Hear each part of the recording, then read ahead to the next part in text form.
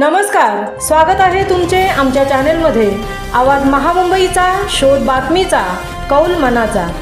चला तर मग आमचे चॅनेल शेअर करा, लाईक करा आणि सबस्क्राईब करा।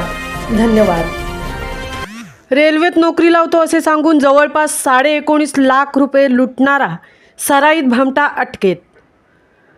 रेल्वेमध्ये सरकारी नोकरीत लावतो असे सांगून इच्छुक इसमासह त्याच्या आईची फसवणूक करून नोकरीचे आमिष दाखवून जवळपास 19,42,000 रुपये वेगवेगळ्या कारणाने उकळणाऱ्या एका सराईत भामट्यास अखेरीस पनवेल शहर पोलिसांनी गजाआड केले असून यापूर्वीसुद्धा त्याने अशाच प्रकारे कित्येक लोकांना फसवल्याचे अधिक तपासात निष्पन्न झाले आहे।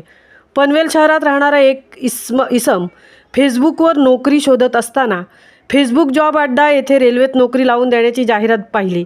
त्यानुसार त्याने आरोपी अक्षय कलगुटकर यांच्याशी संपर्क साधला।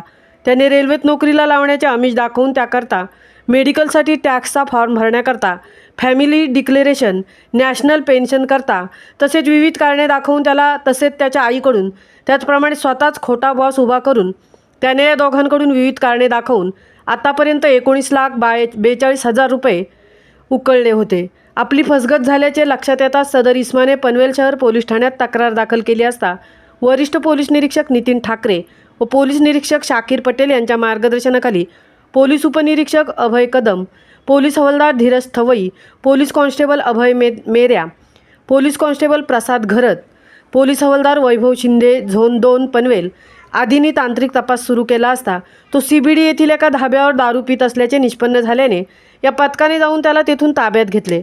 अधिक तपासात त्याने अशाच प्रकारे नेरूळ पोलीस ठाण्याच्या हद्दीतील एका व्यक्तीला 17 लाखाला तर रबाळे पोलीस ठाण्याच्या हद्दीतील एका व्यक्तीला 75 लाखाला फसवणूक केल्याचे व त्याबद्दल त्याला अटक झाल्याने तो नुकताच जेलमधून सुटला असताना त्याने आता अशा प्रकारे हा गुन्हा पुन्हा एकदा जाहिरात देऊन या दोघांची फसवणूक केली होती।